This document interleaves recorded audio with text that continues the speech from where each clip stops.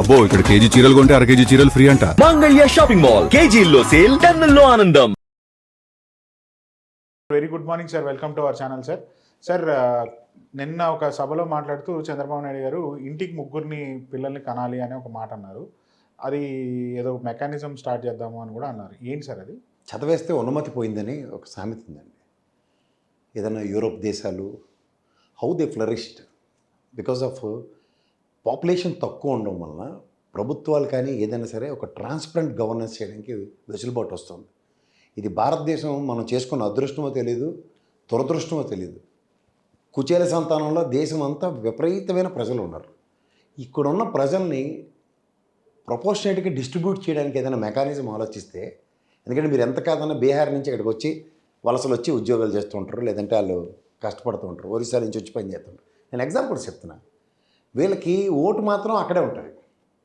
పైపచ్చు జనాభా నిష్పత్తిలో మనం కట్టి ట్యాక్సెస్, మనకు చాలామంది తెలుసో తెలీదు, మనం 100 రూపాయలు ట్యాక్స్ సెంట్రల్ గవర్నమెంట్కి కట్టాం అనుకోండి, మనకైతే దగ్గర దగ్గర 49 రూపాయలు 51 రూపాయలు వస్తుంది తెలుగు రాష్ట్రాలకి. అదే బీహార్ లాంటి రాష్ట్రానికి 950 రూపాయలు ఇస్తారు తిరిగి. 100 రూపాయలు ట్యాక్స్ కడితే 950 ఇస్తారు. ఉత్తరప్రదేశ్కి 1100, మధ్యప్రదేశ్కి దగ్గర దగ్గర 1350 రూపాయలు ఇస్తారు. ఎందుకు? జనాభా ప్రాతిపదిక మీద. ఇది ఎవడో నిన్న ఎవరికో కలొచ్చి ఉంటుంది, పిల్లలు ఎక్కువ మంది పుట్టేస్తే ఇంకా మనకి డబ్బులు ఇచ్చేస్తారు సెంట్రల్ గవర్నమెంట్ అని. అసలు దక్షిణాది రాష్ట్రాలంటేనే ఆర్థిక భాండాగారాలు. ఎందుకు భాండాగారాలు అంటే, మనం డిసిప్లిన్తో, ఓ పక్క ఆయనే చెప్తాడు, నేను అప్పుడు పిలుపునిస్తే 2 లేక 3 అని. అది అందరికీ తెలుసు. కుటుంబ నియంత్రణ పాటించండి, కుటుంబానికి 2 ముద్దు, 3 వద్దు, ఇలాంటివన్నీ చాలా స్లోగన్స్తో ప్రజల్ని నియంత్రించడానికి చాలా విశ్వ ప్రయత్నాలు. నిరోధుదాని ఆవశ్యకత, కుటుంబ నియంత్రణ పాటించాలంటే ఏం చేయాలి, ఇలాంటివన్నీ ప్రభుత్వ విధానాల్లో చేస్తూ కూడా ఇవాళ జనాభా లెక్కలెడితే కళ్ళు బైర్లు కానీ ముల్లోకాలు తిరిగి వస్తారు. జనాభా లెక్కలు పెట్టించండి ఫస్ట్. ఇంకా ఎక్కడ భ్రమంలో ఉన్నట్టుకున్నారు 6 కోట్ల ఆంధ్ర ప్రజలు అని చెప్పి తెలుగుదేశం రామారావు గారు పెట్టిన మాటల్లో ఉన్నారు వాళ్ళు. ఇంకా ఒకసారి కీచుకుని బయటికి రమ్మనండి. కేంద్ర ప్రభుత్వంతో నెగోషియేషన్స్ చేసి జనాభా ప్రాతిపదిక మీద ఇచ్చే విధానానికి కొత్త విధానాన్ని నేను రూపొందించి, అలాగే ఇక్కడికి వచ్చి వలసలు వచ్చి పనిచేస్తున్న వాళ్ళకి ఇక్కడే ఓటు హక్కు ఏర్పాటు చేస్తూ ఇక్కడే వాళ్ళకి స్థిరత్వంగా ఉండే ఏర్పాట్లు చేస్తే జనాభా ఆటోమేటిక్గా డిస్బర్స్మెంట్ అవుతుంది. ఎక్కడ ఆ పొంతంలో అలాంటి ఆలోచనలు లేకుండా ఇంకా ఇంటికి 4 పుట్టించినట్టే ఆదాయ వనరులు ఏవి, ఎక్కడున్నా ఎకనామిక్ సోర్సెస్, ఉద్యోగ కల్పన మీ వల్ల కావట్లే. 20 లక్షల ఉద్యోగాలు అని చెప్పారు, ఎన్ని ఇచ్చారు ఈ సంవత్సరానికి? అలాంటివి ఏవీ లేకుండా ఒక నోటికొచ్చిన మాట కాలక్షేపం కార్యక్రమాలు. అల్లప్పుడు నేనే చెప్పాను, ఇప్పుడు ఈ మాట చేసేయండి. ఇంట్లో లోకేష్ గారికి చెప్పండి ఫస్ట్ అర్జెంటుగా, దేవాంష్కి ఇంకో ఆడపిల్ల ఇస్తే చక్కగా ఆడుకుంటాడు సార్, 2 3 పెంచమనండి. ముందు మనం చేయాల. మీరు ఒకలే, మీ అబ్బాయికి ఒకలే, అలాగే పెట్టుకునే కార్యక్రమం వెళ్ళినప్పుడు ప్రజలకు చెప్పేటప్పుడు మనం ఆచరిస్తున్నాం లేదు తెలియాలి. స్థానిక సంస్థల ఎలక్షన్ వచ్చినప్పుడు పిల్లలు 2 3 ఉన్న వాళ్ళకి ఇస్తాము, ఈ ఫ్లెక్సిబిలిటీస్ మీరే ఇచ్చుకుంటూ గతంలో ఉన్న వాళ్ళకి ఇవ్వమని చెప్పి ఇలాంటివన్నీ చూస్తూనే ఉన్నాం కదా. కుటుంబ నియంత్రణలు పాటిస్తున్న దక్షిణాది రాష్ట్రాలకి దయించి దేశభక్తులని చెప్తాను నేను. దేశానికి ఒక బిడ్డనివ్వడం పెద్ద భారం కాదు. దేశంలో ఉన్నోని అనాథ పిల్లలు తెచ్చి పెంచుకోమని చెప్పండి, పర్ఫెక్ట్ సెటిల్మెంట్ అవుతుంది. బ్యాలెన్స్ చేయండి ఫస్ట్. మీరు బ్యాలెన్స్ బ్యాక్ కాకుండా ఇక్కడి నుంచి కూడా డిస్ప్రపోర్షనేట్లు ఇస్తామంటే, నీకు ఎక్కడ దేశ జనాభా పెంచాం కాబట్టి మీకు ఈ ఆదాయ వనరులు ఎంత ఇచ్చేస్తాం, బీహార్ తరహా లేకపోతే ఉత్తరప్రదేశ్ తరహా మధ్యప్రదేశ్ తరహా ఇస్తామని కేంద్రం ఏమైనా సర్కులర్ ఇచ్చిందా? ఏ ప్రాతిపదిక మీరు చెప్పేస్తున్నారు? ముఖ్యమంత్రి అయిపోయిన ఏది పడితే చెప్పవచ్చా? అలా కదండి. ఇప్పుడు మనకి జనాభా ప్రాతిపదిక మీద మన కేంద్ర నిధులు రావట్లేదు, మన జనాభా పెంచుకోమన్నారు. దక్షిణాది రాష్ట్రాలను ఓ సర్కులర్ ఇచ్చారా? ఇక్కడ స్టాలిన్ గారు కానీ, ఇక్కడ రేవంత్ రెడ్డి గారు కానీ, లేదా ఇక్కడ మన ఆయన ఎవరంటే కర్ణాటక చీఫ్ మినిస్టర్ గారు ఏమైనా పిలుపులు ఇస్తున్నారా? విజయన్ గారు కానీ అక్కడ నాకు తెలియకూడదు. ఈయన ఒక్కడికే ఇలాంటి ఆలోచనలు ఎక్కడి నుంచి వస్తున్నాయి? ఎన్డీఏ కూటమిలో ఉంటే ఏదైనా మాడి వచ్చా? మొన్న కూడా అలాగే కదా, అంతర్జాతీయ విమానాశ్రయం 40,000 ఎకరాలు అంటే కదా మూసుకుని కూర్చోమని చెప్పారు. క్యాబినెట్ నిర్ణయంలో స్టాండ్ స్టిల్, కరెంట్ పాస్ ఆడడం వస్తే నేను కరెంట్ అంటాను, మీరు నిలబడిపోండి. విధి విధానాలు ఒకటి కరెక్ట్గా ఉంటే కిచెన్ క్యాబినెట్ అని చిన్నప్పుడు వినివారు. అమ్మ నాన్న తమిళమ్మ ఇలాగ మీరు మీ అబ్బాయి క్యాబినెట్ అంటే ఇలాగే ఉంటుంది ఉపద్రవం. సార్ క్యాబినెట్ కూడా వీక్గా ఉంటాం. క్యాబినెట్లో ఉన్న ఈ ఎన్నికబడ్డ మినిస్టర్స్ అందరినీ ఎవరైతే ఎలక్ట్ చేశారో అవన్నీ లోకేష్ గారి హస్తం ఉంది, అందుకనే వీక్గా ఉంది అని చెప్పి అన్నట్టు కూడా తెలుస్తోంది సార్. చంద్రబాబు నాయుడు గారు కోపడ్డారని, అది కూడా ఒక రీజన్ అంటారా సార్? ఖచ్చితంగా చిన్నపిల్లలు అభం శుభం తెలియని వాళ్ళు ఫస్ట్ తీసుకొచ్చి మినిస్టర్లు ఇచ్చేస్తే ఎవరంటే రేవంత్ రెడ్డి గారు ఎగ్జాంపుల్ చెప్పుకుని ఉంటుకుంటారు అక్కడ. లేదా నన్ను నేనే అని చెప్పేసుకుని ఉంటాడు లోకేష్. మా నాన్న కాబట్టి నాకు ఇచ్చేసారు, అలాగే జరిగిపోతుంది, మీ అందరికి కూడా కానీ ఇచ్చేయండి, కరశాపం ఏముండదు అనుకుంటే చంద్రబాబు గారి అడ్మినిస్ట్రేషన్లో కాలు చేయి అందట్లేదు. అందుకే తిట్టకుండా mothersister.com వెబ్సైట్ ఓపెన్ చేసి మరీ తిడతాను పెద్ద ఆయన. తీరువ తెన్ను లేదు, దేనికి స్పందించాలో తెలియదు. హోంమంత్రి గారు వెళ్ళి గిరిజన సంక్షేమ హాస్టల్లో వెళ్ళి భోజనాలు చేయడం ఓవర్ యాక్షన్ కాకపోతే దేనికి చెప్పండి? ఆఫ్కోర్స్ విద్యాశాఖ మంత్రి వెళ్ళి హోంమంత్రిని కలిసినట్టే ఉంటుంది. ఇంకా పవన్ కళ్యాణ్ గారు నిన్న హిందీ భాష పైన యూటర్న్. ప్లీజ్ సార్, మీరు కొన్ని కర్మం అచ్చో మంచో మొత్తానికి అతన్ని అయితే గెలిపించారు డిప్యూటీ చీఫ్. ఏది అన్నీ తెలిసినట్టు మాడితే నేను విశ్లేషించడానికి కూడా నాకు అసహ్యం వేస్తుంది. ఏం తెలుసని మాడేస్తాడు? ప్రతి దానికి తగ్గుతున్నామా అని ముందు మాడింది వెనక మాడింది గజనీ సినిమా ఇది, అయితే రజనీకాంత్ సినిమా బాబా గతం గత అని చెప్పి నోటుకొచ్చిన మాడుకుంటూ తిరుగుతూ ఉంటాడా? దేనికి హిందీ మనకి ఇప్పుడు? ఏడు ఇప్పుడు హిందీతో ఏం ఉత్తరిస్తారు నాకు అర్థం కాదు. ఇంగ్లీష్ భాష అంటే పోనీ ఇది పిల్లలు ఉద్యోగాలకు ఉపయోగపడితే దాని మీద ఏదో నువ్వు ఎంఫసిస్ చేసిన వాళ్ళు మాటలు మాడంటే అర్థం ఏడ తీసుకొచ్చింది? నీకు ఇష్టమైంది కాబట్టి బీజేపీ వెనక సంఖ్యకేసావు కాబట్టి మా అందరికీ హిందీని ఎత్తికెత్తేస్తావా? నా తెప్పలు పడి సావల్ సచ్చి 10th క్లాస్ పాస్ అవుతారు అంటే హిందీ చదువుకునే పిల్లలు తెలుసా? నాటోడు ఇలాంటి మధ్యమాలు రాష్ట్ర ప్రవేశిక ఇలాంటి పార్సలేవో పాస్ అయ్యాం కాబట్టి కాస్త హిందీ వచ్చి ఒడ్డుపడ్డాం 10th క్లాస్. ఊర్లో రామ్దేవ్ బాబా అక్కడ ఆసనాలు వేసుకొని తిరుగుతూ ఉంటారు అక్కడ హిందీ ఇంగ్లీష్ అంటే. అరే ఫస్ట్ నువ్వు చదువుకుని ఏడిస్తే నీకు ఏదో తెలుస్తుంది. చెప్పాడు కదా మన నాగబాబు బాగా చెప్పాడు ఆయన, 2 లక్షల పుస్తకాలు కాదు 2 లక్షల రూపాయల విలువైన పుస్తకాలు కొన్నాడని. అలాగే ఉంటుంది. ఎద్దీనిందంటే దూడకట్టే అని చెప్పేవాడు ఎవడంటే ఆయన పేరే పవన్ కళ్యాణ్. ఆయన నియోజకవర్గంలో ఆయన ఓట్లు వేసిన వాళ్ళు వీళ్ళకన్నా పెద్ద ఎద్దులు ఈయంతోనే ఉంటే దూడలు కట్టేయడానికే మేము ఓట్లు వేసామని చెప్పుకునేవాళ్ళు, అంతకన్నా ఇంకేం లేదు. ఎందుకంటే ఏమైనా తెలిసి తీరువ తెన్ను ఉంటే మనం ఏదైనా చెప్పచ్చు. సాయిరెడ్డి గారు సిట్ దగ్గరికి వాళ్ళు చాడీలు చెప్పడానికి విచారణ ఏమన్నా చాడీలు చెప్పుకుని ఇంకో 10 మంది పేర్లు చెప్తారు వస్తారు. ఎవరెవరైతే వైఎస్ఆర్సీపీలో ఉన్నప్పుడు కడుపు మంటలు ఎవరెవరి మీద ఉన్నారో అందరి పేర్లు చెప్పుకుని వస్తారు, అంతకన్నా వెళ్ళలేదు. ఆ సిట్ వాళ్ళకే కాలు చేయడానికి 36 మంది తెచ్చుకొచ్చారు. ఎవరు పేరు చెప్తే ఆ పేరు ఎత్తుకొచ్చి ఈ ఏది చెప్తారో ఆ కథ రాసి కోర్టుకి సబ్మిట్ చేస్తారు. మళ్ళీ కట్టపేస్ట్ తెచ్చారు మా మొఖానికి, దిక్కుమాల రిమైండే కావాలిగా పట్టుకోండి ఆడు చెప్పడం ఇది విండు, ఇదే చావు. ఇంకో 10 మంది పేర్లు చెప్పేసి వస్తాడు. వచ్చి మళ్ళీ ఎవడి మీదో చాడీలు వచ్చి బయటికి ప్రెస్ వాళ్ళు అక్కడే ఉంటారు, వీడియో ప్రెస్కి అడ్రస్ చేస్తాడు. చాలా లేదు కదా గ్యాప్ వచ్చి. నాకు 2 ఉన్నారు ఉనికి కోసం అర్రులు చాచే వాళ్ళు 2. రోజు ప్రజెన్స్ మేక్ సెన్స్ అన్న దగ్గర రోజు ముఖం చూపించకపోతే టీవీలో బాధపడిపోయే వ్యక్తులు ఒకడు ఎవరో రఘురామకృష్ణరాజు గారు, ఇంకో ఆయనైతే విజయసాయిరెడ్డి. ఈ మధ్య కొత్తగా సావాసాలు చేసినట్టుగా రోజు కనబడిపోతే బాగోదు లైమ్ లైట్లు అని చెప్పి చాడీలు చెప్పుకొని తిరుగుతుంది. అంతకని వెళ్ళి ఇవాళ వెళ్ళి ఉద్ధరించింది ఏముండదు. ఓ 10 పేర్లు కొత్త చెప్తాడు.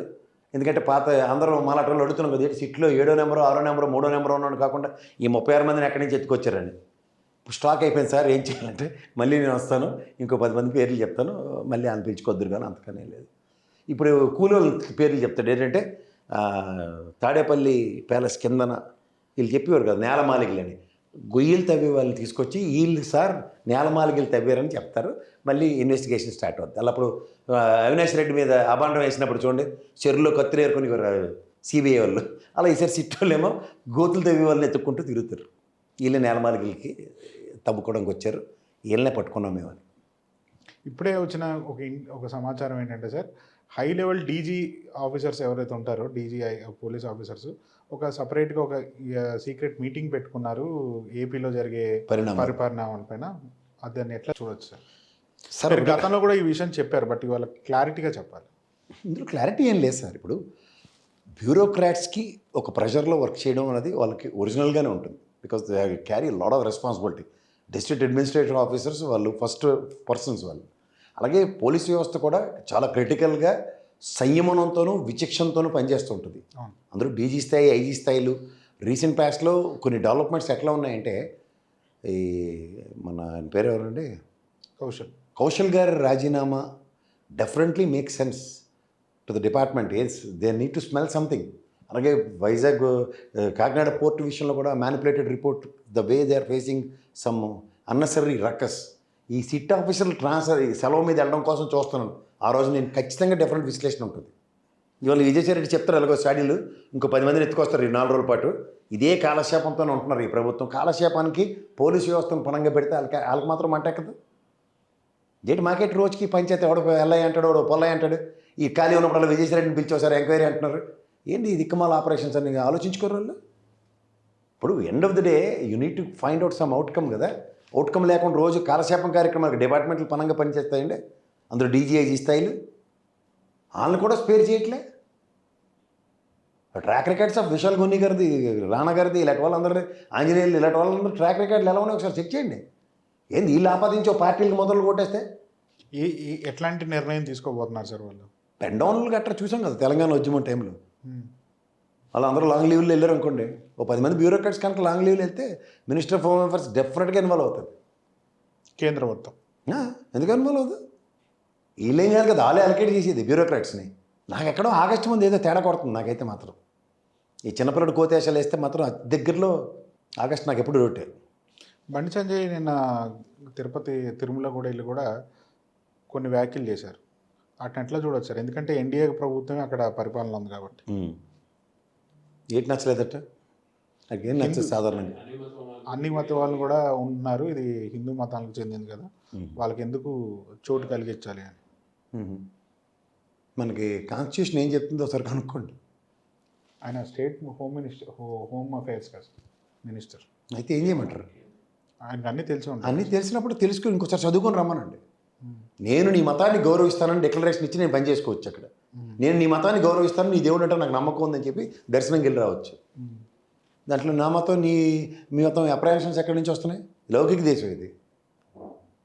ముస్లిం అక్కడ వెళ్ళి ఉద్యోగం చేయకూడదని ఏం రూల్ లేదు. క్రైస్తవుడు వెళ్ళి అక్కడికి వెళ్ళి పైన దేవుడిని దర్శించుకోవడానికి ఏమి లేదు. డిక్లరేషన్ ఇచ్చి వెళ్ళు, తప్పే ఉంది. డిక్లరేషన్ ఇచ్చి నేను పనిచేస్తాను, నేను ఈ దేవుడిని నేను గౌరవిస్తాను, ఈ దేవుడిని నేను ఖచ్చితంగా నమ్ముతాను అని చెప్పి అతను ఉద్యోగం చేస్తాడు డిక్లరేషన్ ఇచ్చి. నీకు వచ్చిన ప్రాబ్లం ఏంటి?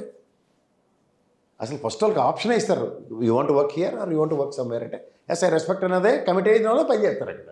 సార్ ఇంకొక అంశంలోకి వెళ్తే, నిన్న పేర్ని నాని గారు ఒక సభ పెట్టి ఏదైతే మేనిఫెస్టో మీటింగ్ చెప్పి బందర్లో మాట్లాడుతుంటే, ఈ రపరప ఇవన్నీ వద్దు, సైలెంట్గా పని చేసుకోండి, మనకి లోకేష్ లాగా రెడ్ బుక్లు ఇవ్వద్దు, మనం చేయాల్సింది మనం చేయాలి అని కార్యకర్తలు బూస్టప్ చేశారు. ఈ బూస్టప్ సీరియస్గా ఎందుకు ఇంత ఒకేసారి ఎలక్షన్ మూమెంటంలో ఉన్నంత బూస్టప్ చేయడానికి అవసరం ఏంటి? సప్రెషన్కి ఎక్కువ ఉంది కదా సార్. ఓవరాల్గా ఏంటంటే అనని మాటను కూడా పట్టుకొని వచ్చి ఆయనతో బలవంతాన్ని సినిమా డైలాగ్ అట అవునట అని చెప్పి నన్ను పట్టుకొని రపరప నువ్వే అనడం అని చెప్పి ప్రాణాలు తినేస్తుంటే ఎక్కడో అది కన్సల్టేట్ అవ్వాలి కదా, ఫ్రస్ట్రేషన్ అనేది. సో దాంట్లో ఏమవుతుంది, మనం అవసరంగా చేసి కూడా ఎవడో చెప్పడు కదా. ఇప్పుడు రాయలసీమ, పల్నాడు ఇలాంటి వాటి దగ్గర రపారపాలు కథలు ఉండవు. మీరే ఇప్పుడు ఎట్లా రపరప అంటారు? అదేంటంటే గోకోవడం కూడా తప్ప వెలగోంది సార్. గడ్డవనోడికి దొరదనట్టుగా గోక్కుంటాడు, దాన్ని పట్టుకుని రపరప అంటే ఎలాగ? అంటే ఇప్పుడు మోటివేషన్ అంటే ఎలక్షన్ టైంలో చేయాల్సినంత మోటివేషన్ కార్యకర్తలు అంత మోటివేటెడ్ ఎందుకు అయిపోయారని అంటున్నాను సార్. యాజిటేటెడ్ సిచ్యువేషన్లో ఉన్నారండి, యాజిటేట్ అయి ఉన్నారు. వాళ్ళని పాసిఫై చేయాలంటే మనకు అలాంటి అనవసరం నాయకుడు చేయవలసిన పనులు అవే కదా. ఇప్పుడు ఇంట్లో మీకు కోపంగా ఉన్నప్పుడు ఏం చేస్తారు? తలపేసుకుని లోపల ఉండరు, ఎందుకు వస్తావు బయటికి? మీ అక్క చెల్లెలతో దెబ్బలాట్లాడుతున్నారు అనుకోండి, నేను లోపలికి వెళ్ళు అని నాన్న గతమాయిస్తాడు, గతమాయించడు. అలాగే నాయకుడు నియోజకవర్గంలో మేము పుస్తకం తీసాం, రాసేస్తాం సార్, ఆయన పొడి చేస్తాం ఈయన పొడి చేస్తాం అంటే ఆవిడ పొడి చేస్తారు. బాబు గమ్మున ఉండండి, రపరపాలకి వాటికి టైం ఉంది, ఎలక్షన్ ఉంది, చాలా ఉన్నది, గమ్మున ఉండండి, అవన్నీ మనం చేయవలసిన పనులు అవి కాదు అని పాసిఫై చేస్తారా చేయడే? ఆ సినిమా డైలాగ్ బాగుంది కాబట్టి మీరు జగన్ చెప్పకపోయినా బలవంతాన్ని చెప్పించారు కాబట్టి నేను అదే చెప్తాను అవడం తిరుగుతాడు. ఆ నాయకుడు అనరండి, వీళ్ళు స్వీట్ షాపు పకోడీ షాప్ పెట్టుకొని చెప్తారు. ఒక స్థాయి కలిగిన నాయకుడు, అతను 10 మందితో మమేకమే తిరుగుతాడు. నాన్నగారు ఏం తక్కువ ప్రొఫైల్ కాదు అయింది. ఆయనకు ఉన్న సర్కిల్ ఆయన సామాజిక వర్గ పరంగా ఉండదు. ఎవడో ఏదో మాట్లాడేస్తూ ఉంటాడు, ఏదో ఈయనకి సామాజిక వర్గం పవన్ కళ్యాణ్ తిట్టడానికి వస్తాడు పవన్ కళ్యాణ్ అని. ఆయనకు ఉన్నదంతా డిఫరెంట్ సర్కిల్స్ ఉన్నాయి ఆయన దగ్గర. కొన్ని చెప్తున్నాను కదా, వీళ్ళకి నోటికి వచ్చిన మాట వెనక్కి వచ్చిన బాంబు, ఇదే మీడియా ఇదే బాంబాడింగ్ కొడుతూ ఇలా కంటిన్యూ అవ్వమంటే తర్వాత జరిగే కాన్సిక్వెన్సెస్ వాళ్ళ చేతిలో లేవు, ఎవరి చేతిలో. They can't even anticipate. వాళ్ళ యాంటిసిపేషన్ కూడా ఛాన్స్ ఎవరు? ఈ బీజేపీ వాళ్ళని చూసుకునేదో మాకు దన్ను ధైర్యం ఉందనుకుంటే ఏడు దాడిన తర్వాత బోడి మళ్ళీ ఉన్నాయి. నిజంగా కేంద్ర ఇంటెలిజెన్స్ జగన్ మీద ఫోకస్ పెట్టిందా సార్? ఎంతమంది జనం వస్తున్నారు ఏంటి అనేది? ఎవరి కోసం పెట్టరు సార్, అసలు ఏమనుకుంటారు? ఇంటెలిజెన్స్, సెంట్రల్ ఇంటెలిజెన్స్ ఎప్పుడు కూడా చాలా మాబ్స్ యాక్టివిటీస్ ఎక్కడ ఉన్నాయి వాటి మీద చాలా ఫోకస్డ్గా ఉంటుంది. ఎట్నుంచి ఏ లీడ్ ఉంటుందో, ఎట్నుంచి ఏమవుతుందో అన్న దాని మీద వాళ్ళు చాలా ఫోకస్డ్గా ఉంటారు.